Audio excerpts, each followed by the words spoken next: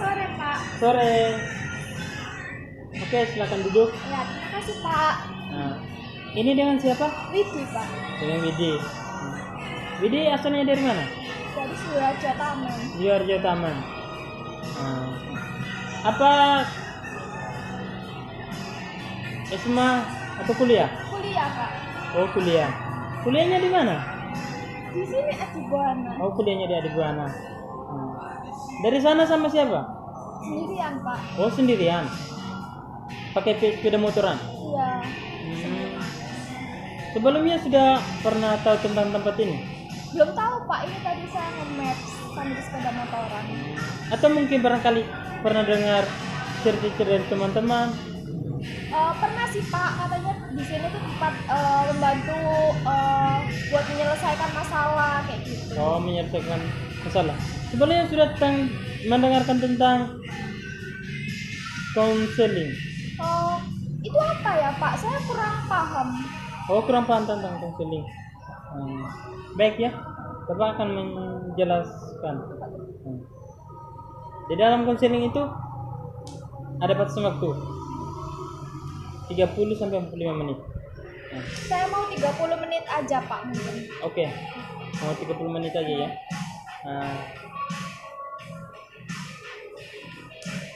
Konseling itu di mana proses bantuan dari seorang konselor kepada seorang konselor atau klien dalam menyelesaikan sebuah masalah secara individu. Tapi apa kalau saya cerita nggak bakal bocor masalah saya, Pak? Oh iya, baik, Bapak menjelaskan. Di dalam konselor itu ada terdiri asas-asas, di mana ada asas kerahasiaan, keterbukaan, dan kesukarelaan. Asas kerahasiaan itu di mana masalah yang ada di Mbak Widi tidak boleh Bapak menceritakan pada orang lain, dan Bapak harus menjaga betul apa yang diceritakan oleh Mbak Widi. Jadi ada asas keterbukaan, di mana masalah yang ada dalam Mbak Widi itu tidak boleh itu ditutupi, karena akan timbul masalah yang lebih besar lagi yang bawa perasaan. Harus diceritakan semua dari hati.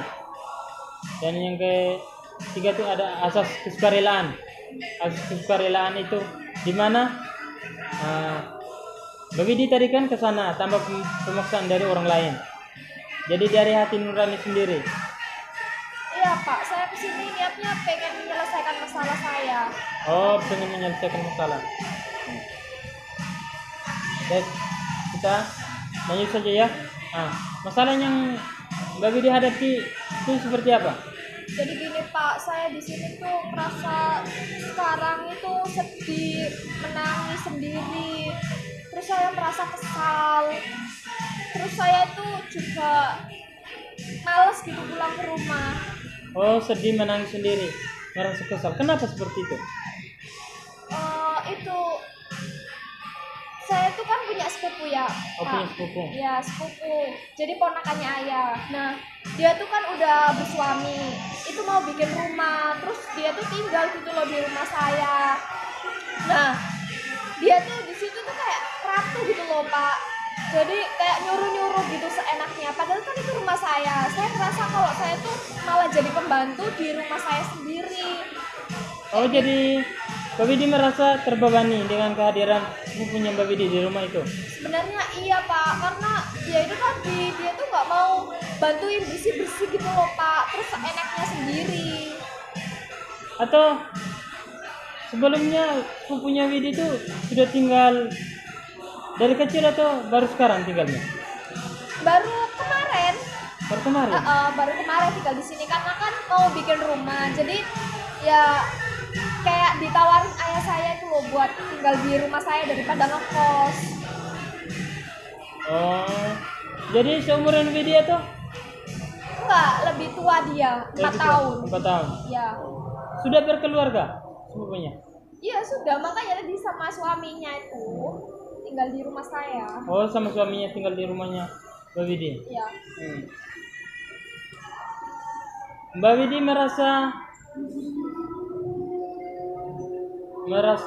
seperti apa yang dilakukan oleh sepupunya Mbak Widi? Ya, saya tuh ngerasa kalau saya tuh nggak disayangi lagi gitu loh sama ayah saya. Kenapa sih nggak disayangi sama ayahnya Mbak Widi? Ya karena ayah saya tuh semenjak ada sepupu saya tuh kayak berubah gitu loh.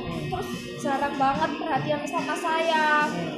Kalau ada apa-apa itu selalu tanya ke sepupu saya, kayak sumpamanya udah makan belum, terus gimana udah tidur tak dedek bayinya, kamu sudah makan apa belum, padahal di depan TV tuh ada saya. Dan di situ tuh ayah saya tuh ya biasa aja cuma tanya gini, udah makan apa belum Mbak Win, gitu doang. Biasanya tuh pakai bercandaan.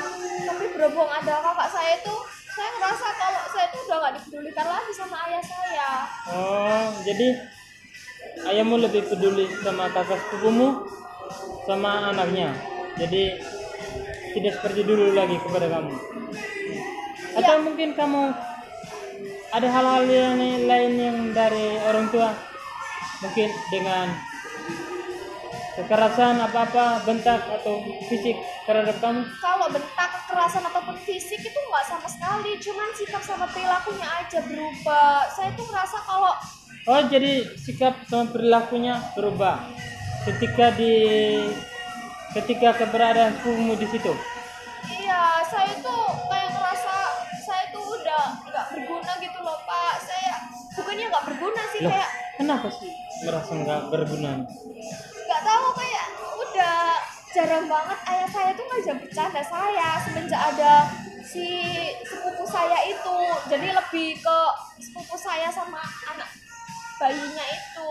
Dan saya ngerasa kalau kenapa sih kayak gini gitu. Oh, jadi apa ya? Lebih itu merasa kok dulu saya tidak diperlakukan seperti itu, atau begitu? Enggak sih, mungkin saya pernah berpikir juga buat berpikir positif, tapi di sisi lain saya tuh merasa ini berubah beneran ayah saya terhadap saya. Pernah sih ayah saya cerita ke saya kalau Pak D saya, bapaknya si sepupu saya itu kayak suruh jaga anaknya gitu loh. Kan almarhum Pak D kan sudah nggak ada, jadi kayak ayah tuh merasa oh ini harus tak rawat gitu, meskipun ini bukan anak kandungku, tapi ini tuh kayak titipan amanah dari Pak D saya. Tapi di sisi lain saya tuh merasa nggak suka karena dia tuh nyuruh saya kayak bikin pembantu ke diri saya sendiri di rumah saya sendiri. Kadang juga saya nggak tega kalau saya meninggal adik saya terlalu lama di rumah. Kadang itu apa kayak disuruhin gitu loh, kan sepupu saya kan nggak berani kan sama ibu saya. Jadi kan sepupu saya itu kan keluarganya saudaranya ayah saya, bukan dari ibu saya, jadi dari ayah saya. Jadi kalau sama ayah saya tuh kayak manja gitu. Saya sempat kesel. Oh, lebih dikesan. Kok loh? Kenapa sih bisa sepupumu kelakuan seperti itu? Atau dulu sebelum menikah, padamu masih hidup? Apakah ketika kamu ke rumahnya dia baik sama kamu atau tidak? Waktu dulu. Kan saya nggak seberapa dekat sama sepupu saya yang ini. Ya kalau menurut saya baru jumpa kemarin aja dia berubah. Kalau dari dulu sih sikapnya kayak gitu biasa aja, terus kayak jutek, terus mukanya tuh kayak judes gitu loh. Jadi kayak ya nggak ada niatan aku buat deket sama si sepupu saya yang itu, karena emang awalnya saya nggak deket sama sepupu saya yang itu. Jadi saya ngerasa gimana ya, kayak semua itu kayak dibodohin gitu loh, terutama ayah itu kayak caper gitu loh, cari perhatian ayah saya, sehingga ayah saya tuh kayak berubah gitu. Yang awalnya perhatian sama saya, terus nyariin kalau saya pulang malam itu dicariin di mana Widi, di mana gitu. Kalau sekarang cuma di telepon gitu aja, terus aku ngomong sekali dua kali ya nggak nyariin, ya nggak tanya-tanya banyak-banyak, kamu gimana, kamu sama siapa, kamu lagi ngapain gitu. Ya tanya aja pulang jam berapa, kalau selesai tugas ya udah langsung pulang kayak gitu. Dia tuh ngerasa kalau saya udah nggak diperhatiin lagi, Pak. Loh, kenapa sih nggak perhatiin lagi seperti dulu? Atau mungkin pikiranmu seperti itu? Mungkin terbawa ketika ayahmu telepon, kamu udah angkat karena sakit hati dengan sepupumu, atau seperti itu? Ya kayak ngerasa gitu, kayak perhatiannya tuh kurang gitu semenjak ada sepupu saya. Saya jujur aja, saya iri juga kalau ayah saya itu sayang banget sama adik saya daripada saya. Tapi iri saya itu masih di batas wajar kan, saya itu adik kandung saya kan, ya wajar-wajar aja kan. Tapi kalau ini tuh kayak iri ke orang lain gitu loh, meskipun itu sepupu tapi kan bukan ada ikatan darah kan. Jadi disitu saya ngerasa apa sih kayak gitu loh. Jujur saya tuh kesel banget.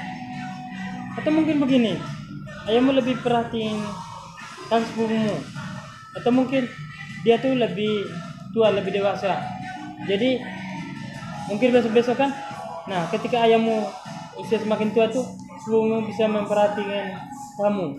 Maksudnya kan dalam hal lain kan itu seperti apa ya, titip apa, ayahmu titip sepupu untuk menjaga kamu ketika ayahmu pergi kerja. Maksudnya kan yang bisa mengendalikan kamu itu sepupumu.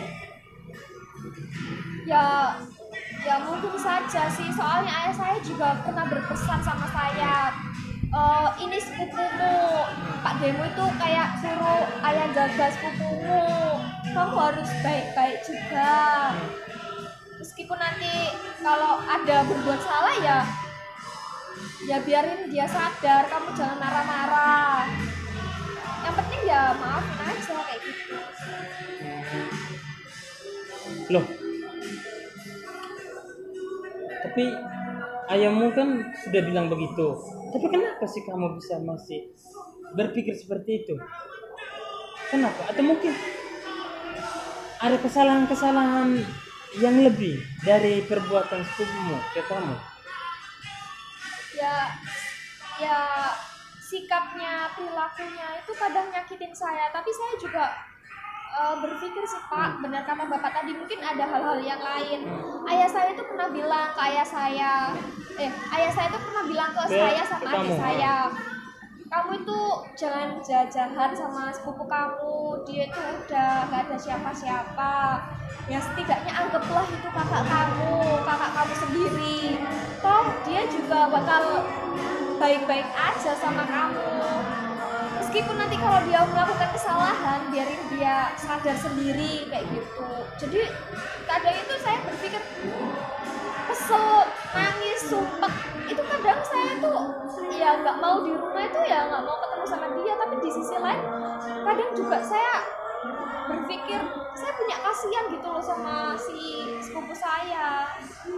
Oh, jadi kamu kasihan karena sepupumu sudah tidak ada orang tuanya?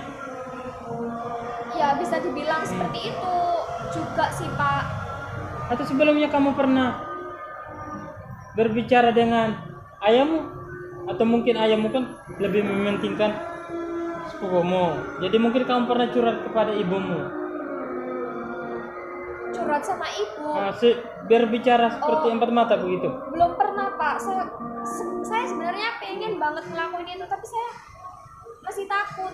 Saya belum pernah buat mencoba untuk berani. Masih takut ya berbuat untuk berani? Kenapa seperti itu?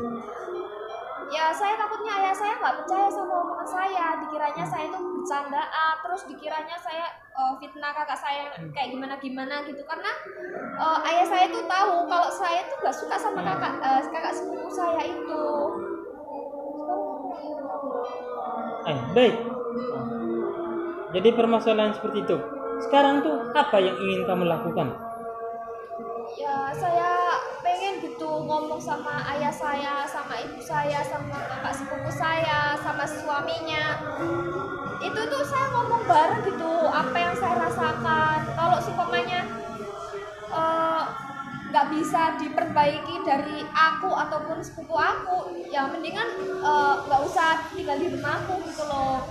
Kita anggap aja nggak ada masalah apapun, tapi kamu bisa keluar dari rumahku tanpa paksaan, tanpa suruhan dari omonganku ini. Tapi kalau seumpamanya kamu bisa berubah, ya nggak apa-apa.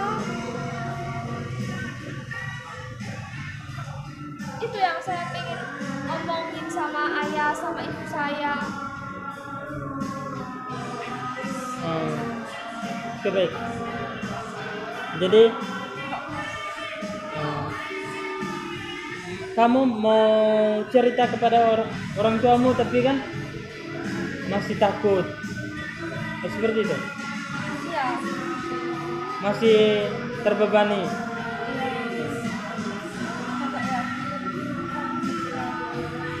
Oke, baik. Sekarang kamu anggap saja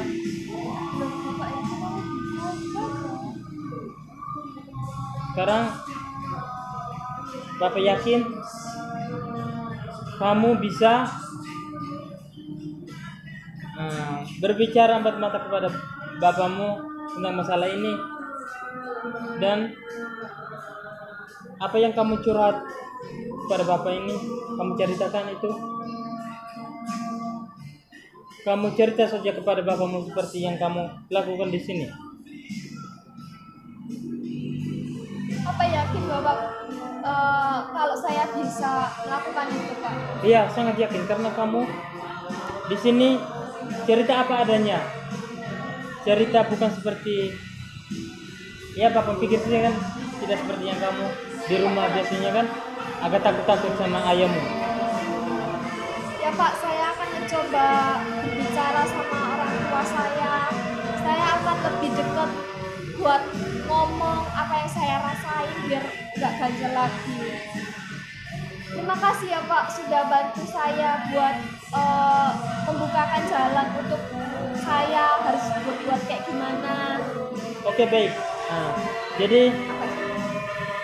apa yang diterapkan oleh bapak di sini, Mbak Widi harus